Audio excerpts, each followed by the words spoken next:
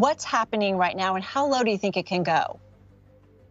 Well, I think we're in a risk-off period, and for all assets, if you look at the stock market, the more risky or volatile parts of the market have come in dramatically since mid-February, and I think a lot of the concerns have been around inflation. Initially, that was helping Bitcoin because obviously Bitcoin's a very important inflation hedge. You know, it's a rules-based monetary policy, the first global rules-based monetary policy we have ever had.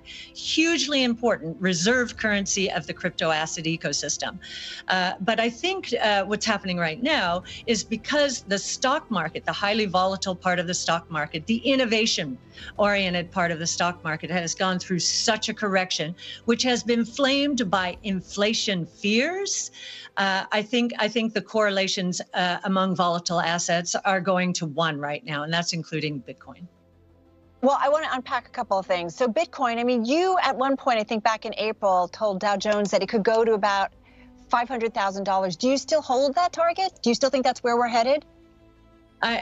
We do. I do. Yacine El-Mandra is our crypto analyst, and we go through soul-searching times like this and scrape the models. And yes, our conviction is as high. The one thing that has changed here, however, is the environmental concerns around Bitcoin in particular have caused people like Elon Musk to pull away and say, whoa, whoa, whoa, whoa, let me make sure I understand this.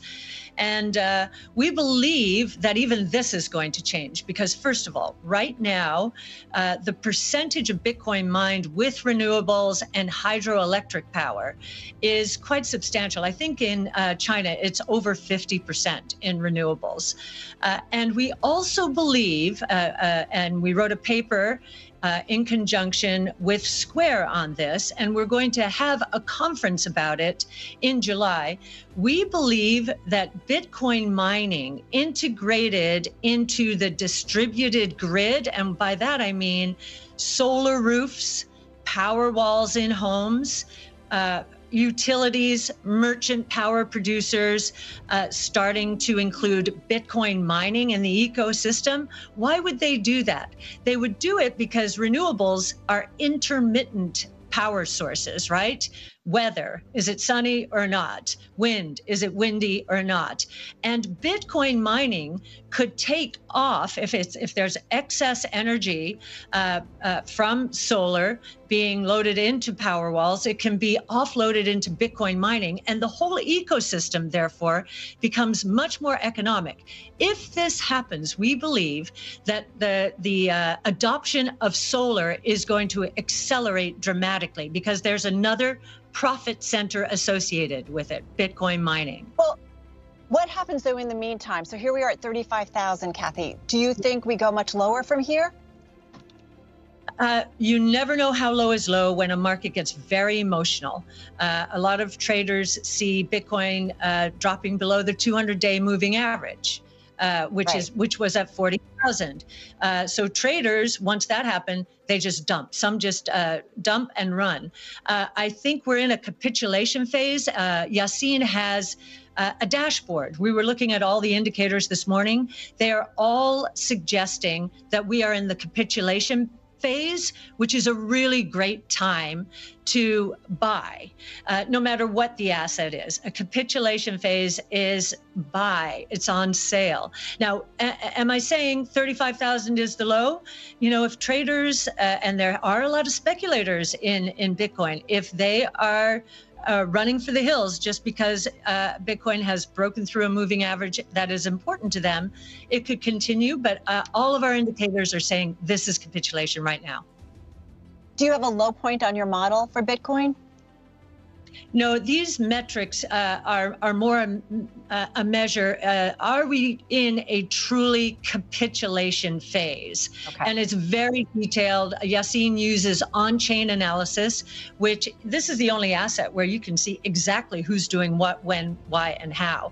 And all of those metrics are saying this is a capitulation. This is as bad as it got during the coronavirus crisis. So what about systemic concerns? And I'm not talking about bringing down the financial system, but more and more of kind of the establishment are getting involved in Bitcoin. A lot more companies have Bitcoin on their balance sheet. Should we be concerned about their exposure? Tesla, for one, but others. Yes. Yes. Well, they're usually, in the case of Square and Tesla, they're between 5 and 8% of their cash is in Bitcoin.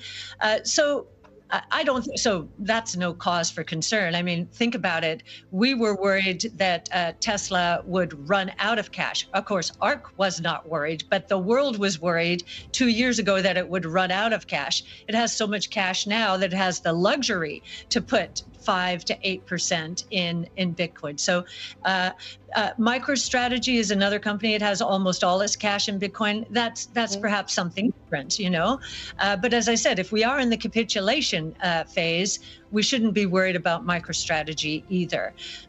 We do believe this is a new asset class and that institutions, they are looking at it right now because the correlations of relative returns and total returns compared to other asset classes tends to be very low over time.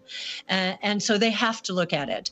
Now, ESG might prevent a move in wholesale, but we do believe that once they understand how renewables are becoming incorporated into the Bitcoin mining ecosystem, and that Bitcoin mining might accelerate the adoption of solar, and I think Elon will come back and be a part of that ecosystem as well. And I know it's been hard for our clients in recent months, keep the faith, but many people's lives have been changed by what happened last year. They put they allocated resources towards our strategies, towards Bitcoin, and they had a magnificent run. So it's gratitude that we feel. Now, of course, we're feeling very responsible, of course, this year, but that's why it's so important for us to say, that what pains me more than anything as a portfolio manager is when I know our clients are selling at the bottom. And it usually is that people sell. The big capitulation that I described earlier with Bitcoin is selling at the bottom. So you make a terrible mistake and you don't want to ever get in again. And it just pains me. So I'm just praying that we don't have a lot of that. We've had a lot of retention.